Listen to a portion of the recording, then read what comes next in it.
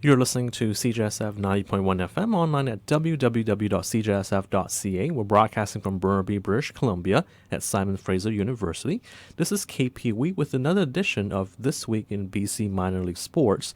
Now, during this half-hour program today, we'll recap the semifinals of the BC Major Midget League playoffs and also take a look at some collegiate hockey and basketball action.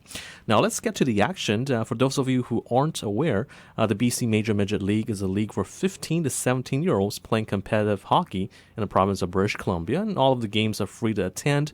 The regular season ended 3 weeks ago, and last weekend they played the semifinals for the right to play in the finals this weekend. Now, just going to recap the semifinals right now, and let's start off first at the Burnaby Winter Club, right here at 4990 Canada Way in Burnaby, where the number 1 seed Vancouver North West Giants took on the 4th place Greater Vancouver Canadians in the best-of-3 series, which began on Friday night, March the 14th. Now, the Giants won the last 7 games of the regular season and then swept the best-of-3 quarterfinals over South Island the previous weekend. So, the Giants have won 9 straight games of the hottest team in the league. The Greater Vancouver Canadians, meanwhile, finished 4th during the regular season and won their quarterfinal series 2-1 over the Vancouver Northeast Chiefs. Now, Game 1 between the Giants and the Canadians last Friday night looked like it would be a blowout, especially when Giants captain Quinn Thompson put home a rebound just 4:41 into the game. Dante Fabro, the Giants' high-scoring defenseman, scored on a power play half a minute later for a 2-0 lead. So just 5 minutes into the game, 2-0, you think, the rout is on, right? Well, it didn't actually turn out that way because it was an evenly matched game with both the Giants and the Canadians having all sorts of scoring chances throughout the opening period.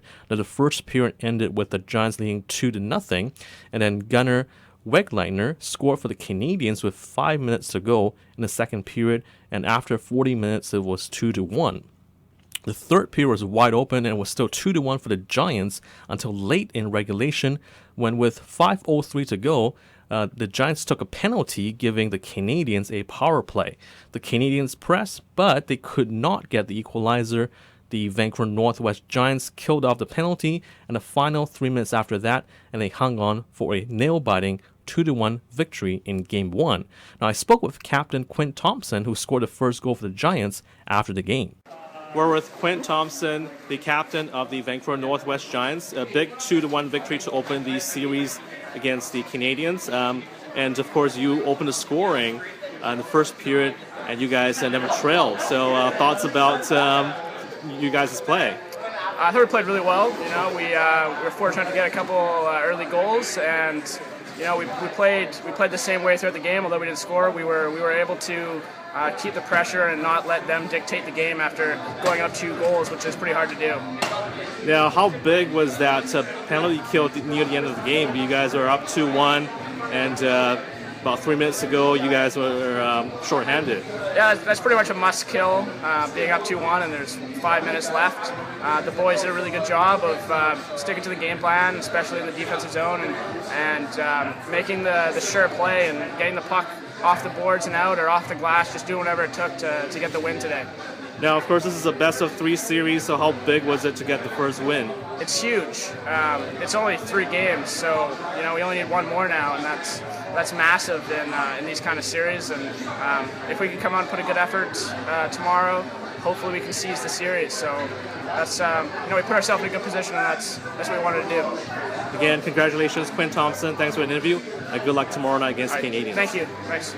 So that was Quinn Thompson, the captain of the Vancouver North West Giants, and I guess I kind of lost track of the time there because I thought there was like 3 minutes left, and then they took the penalty, but as Thompson correctly pointed out in the interview, that penalty happened with 5 minutes to go, so they were able to kill off the 2-minute shorthanded situation and hang on for the victory. So a big win, obviously, for the Giants because as Thompson mentioned, it's a best-of-3 series, so you only need to win 2 games to move on. So that's what they try to do on Saturday night, to sweep the series over the Canadians. Now, following Friday's game, I also talked to Giants assistant coach Calvin Check. We're with Calvin Check, an assistant coach with the Vancouver North West Giants. So congratulations on a 2-1 victory to open the semifinals against the Canadians. Thoughts about this game?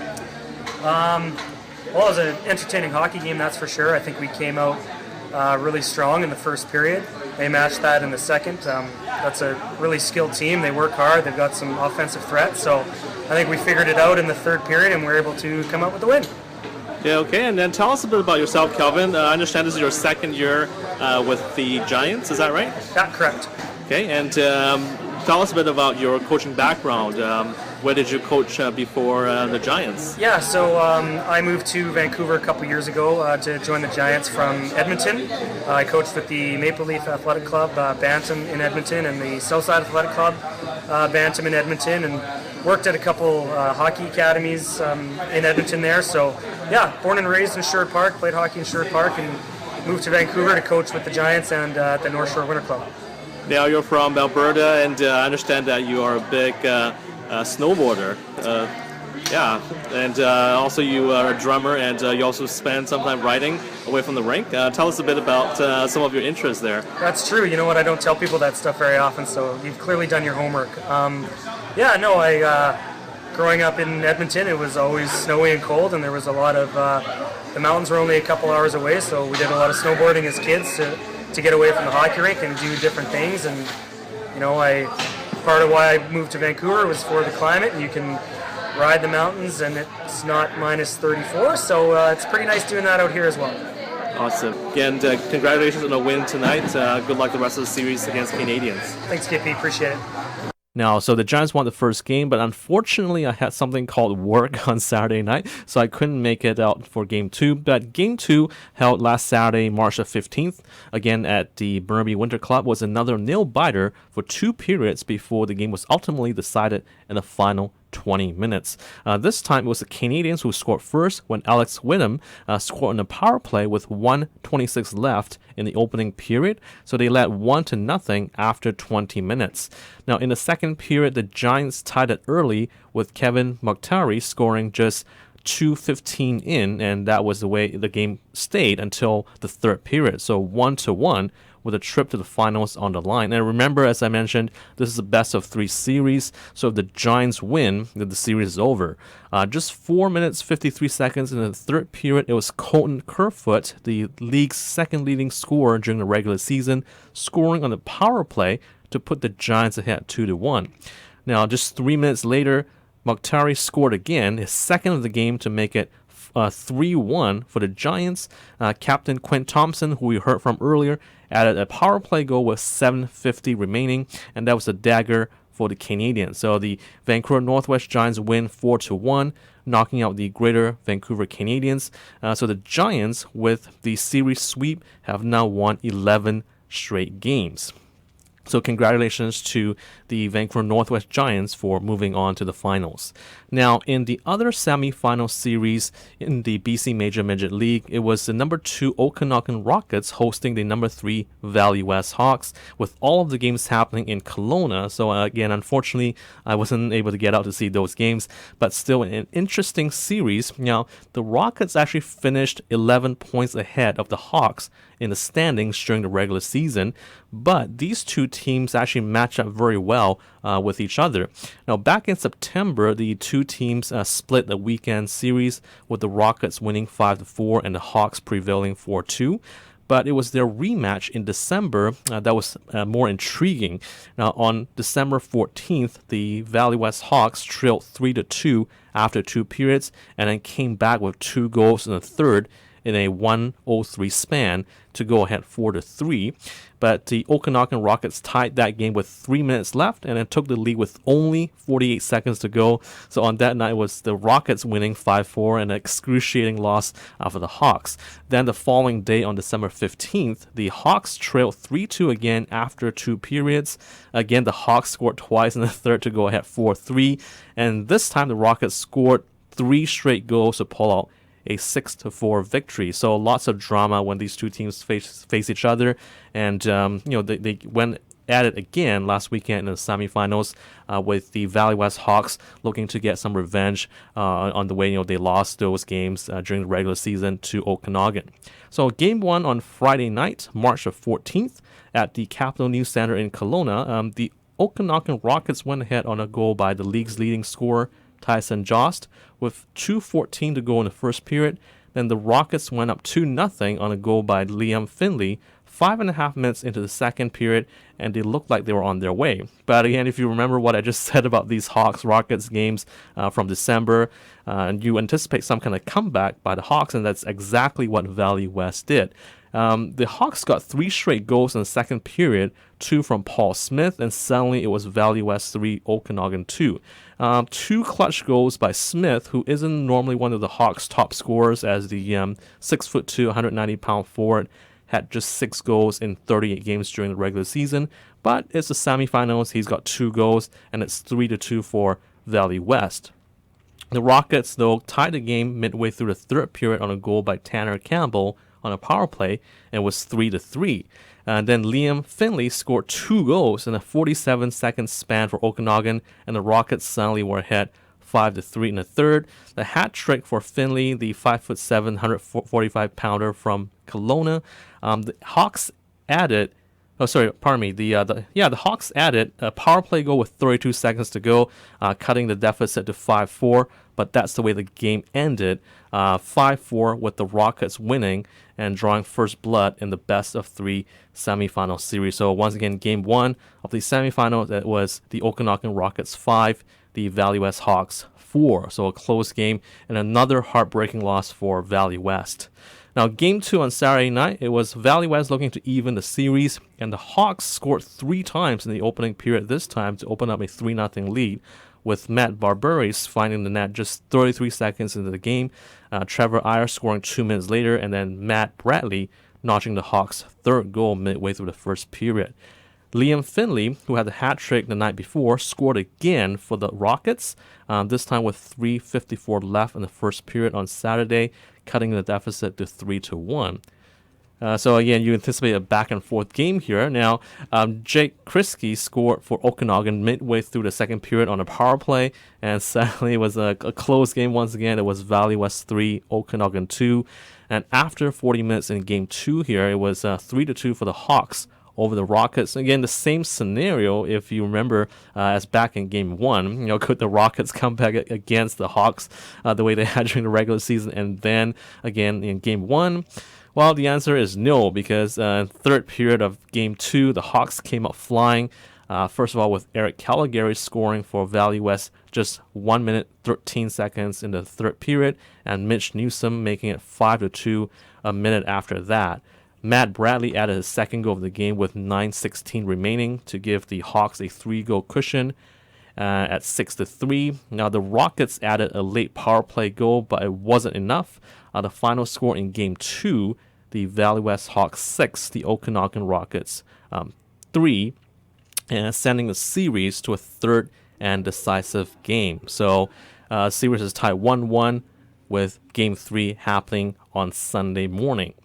Now, again, Game 3 Sunday morning was also at the Capital News Center in Kelowna, and it was perhaps the best game of the series, with the season on the line for both clubs.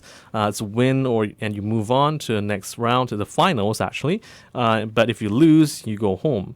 So Tyson Jost, the league's leading scorer, put the Rockets on the scoreboard at 9:15 of the first period. It was 1-0 Okanagan. But Jost wasn't done yet, because just 2 minutes after that, he scored again, making it 2-0. Jake Kriske, who's quietly having a great series, got his third goal of the weekend to make it 3-0 with 6:52 left in the opening period. And speaking of someone who's having a great weekend, Liam Finley scored 41 seconds later, and the Rockets suddenly had a commanding 4-0 lead. Now, but the Valley West Hawks weren't dead just yet. They scored twice in the last 3.5 minutes of the period, and it was 4-2 after 20 minutes, with Mitch Newsom and Matt Bradley getting the goals for the Hawks. So 4-2 going into the second period, and Matt Bradley scored his second goal of the game 4.5 minutes in, and it was 4-3. The Rockets, though, didn't sit back. They added to the lead.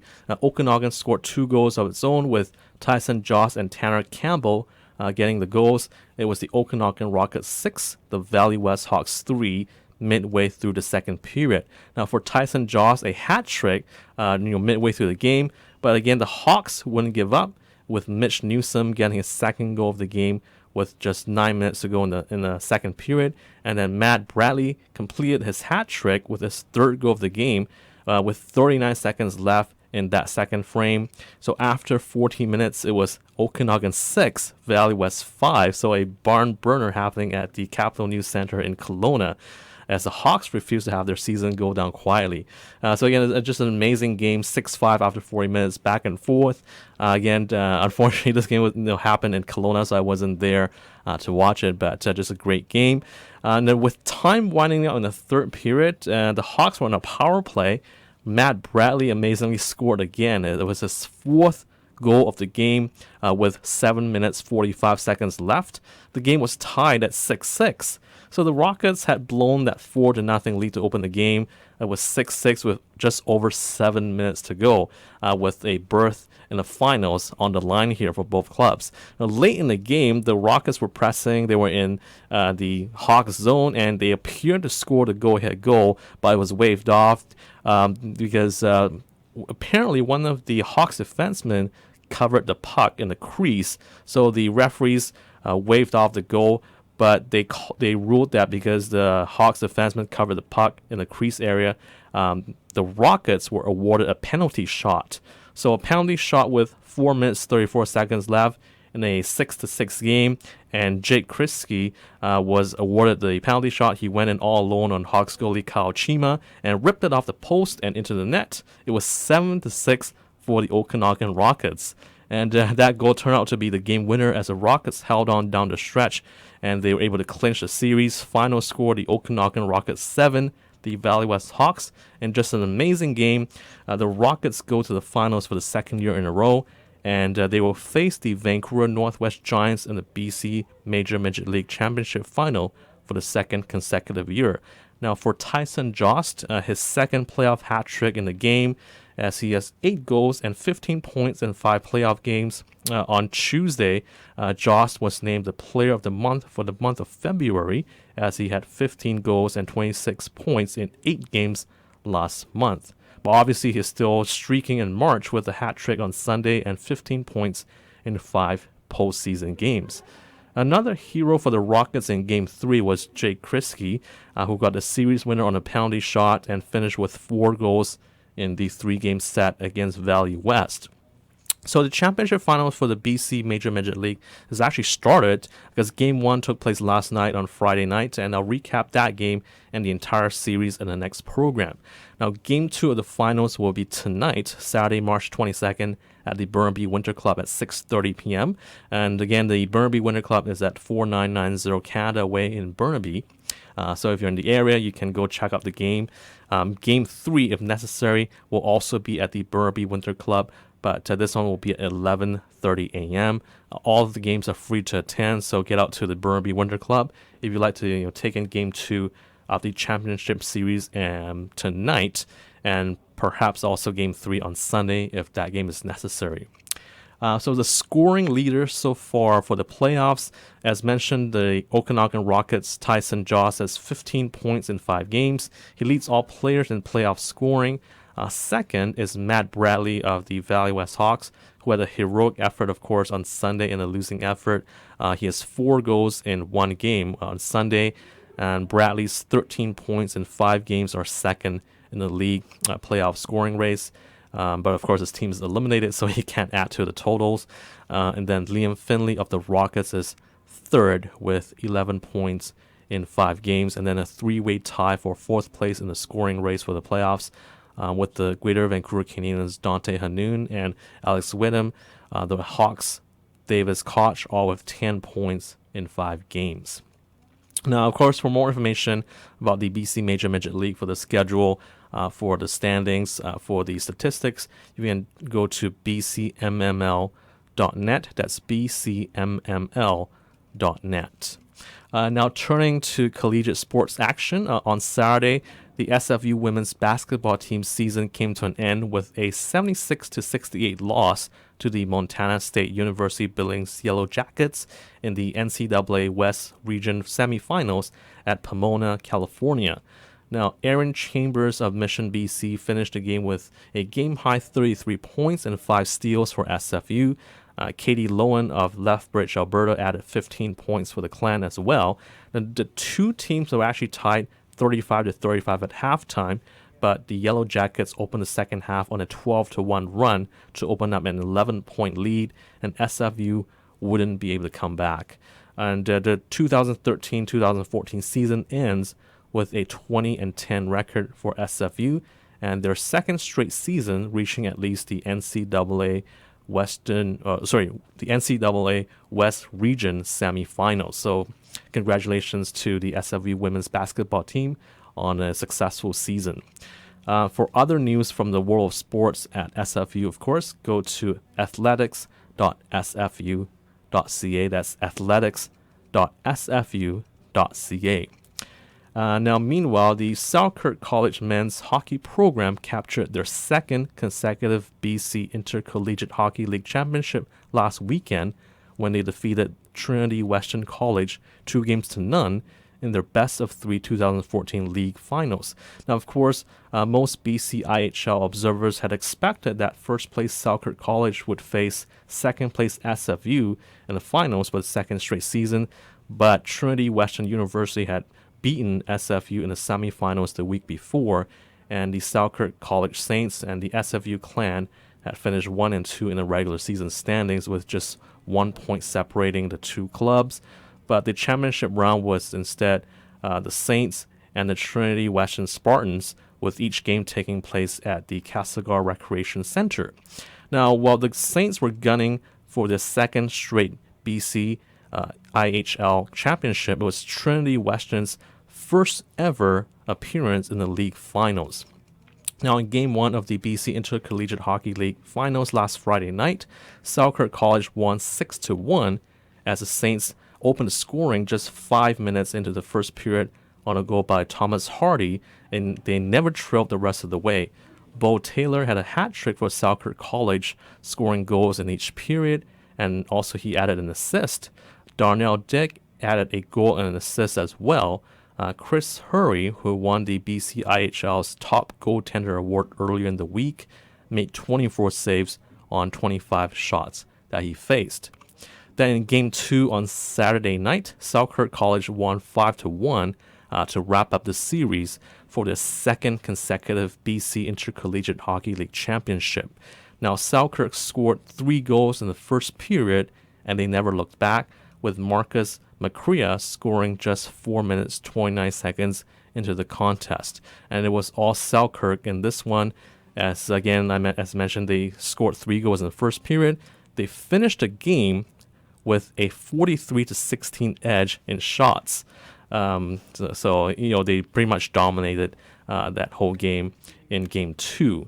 Now, the victory not only finished the sweep of the championship series, but was also the 29th straight home win for the Selkirk College men's hockey program. So just an amazing run by Selkirk College. Again, their 29th straight home win and their second consecutive BC IHL championship. Now, so obviously the results from the championship final was not a surprise because Selkirk College, they had just an amazing team this season. Their power play and penalty kill both ranked number 1 in the league during the regular season. The team didn't lose a regulation game from November 22nd to the end of the playoffs, a stretch that spanned 18 games and included a 13-game winning streak. So congratulations to the Selkirk College Saints for their second consecutive championship. We have some more time here, so let's take a look now at the BC Major Midget AAA Hockey League. It's a women's hockey league, which, like the BC Major Midget League, is also for 15 to 17-year-olds, but as mentioned, this is for 15 to 17-year-old females. So let's take a look at some of the action there. Now, they're also having their playoffs this weekend, and they're in the semifinals already. Now, tonight, on Saturday, March 22nd at 5:30 p.m., the West Coast Avalanche and the Fraser Valley Phantom are playing Game 2 of their best-of-3 series. Again, this is the semifinals at the Langley Sportsplex. Now, Fraser Valley was a top team in the league during the regular season with a record of 22 wins, 1 loss, and 7 ties in 30 games. So just an amazing season. Again, the Fraser Valley Phantom, the league's top team, just 1 loss in 30 games during the regular season. And their opponents, again, are the West Coast Avalanche, who finished the regular season with a record of 12 wins, 14 losses, and 4 ties. So they're playing Game 2 of their semifinal series tonight at the Langley Sportsplex. Now, Game 3 of that semifinal series, if necessary, is on Sunday morning at 9 a.m. at the Langley Sportsplex as well. And obviously, you can check that game out if you are in the area and would like to catch some terrific playoff action and BC female midget AAA hockey. Again, it's one of the top teams facing another pretty good team. So, it's playoffs, it's competitive. So get out there and support the local women.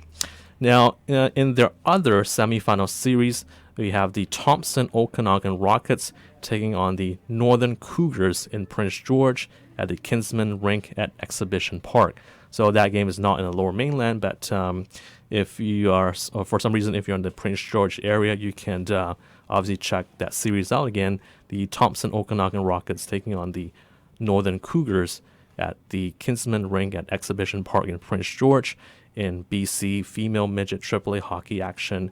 They're in the semifinals in that series. Now, that's going to do it for this week's program, and of course, we'll be back 1 week from now for the next show. In the meantime, get out to Burnaby at the Burnaby Winter Club to catch the Vancouver North West Giants and the Okanagan Rockets in Game 2 of the BC Major Midget League finals, and Game 3 on Sunday if necessary. Again, that's happening Sunday morning if that game is necessary. Now, all the games are free, so enjoy the games. And again, you can check out the league website at bcmml.net to see if you aren't sure of the results. But you can also follow them on Twitter. Both of these two teams tweet the results of their games frequently, so obviously you can check it out and determine if there's going to be a game tomorrow morning. But anyway, that's all the time we have for today. So lots of sports to check out locally, and again, we'll talk to you again next time. So enjoy the weekend, enjoy the rest of the week, and we'll see you 1 week from now, and talk to you soon. Are you in a committed relationship? Have you been living with your partner for at least 1 year? If so, you may be eligible to participate in the Couples Communication Study at Simon Fraser University. Unmarried couples will be paid up to $125 for their participation in 1 lab session at SFU and 4 online surveys completed over 1 year. To learn more, please call 778-782-7155 or email couples@sfu.ca.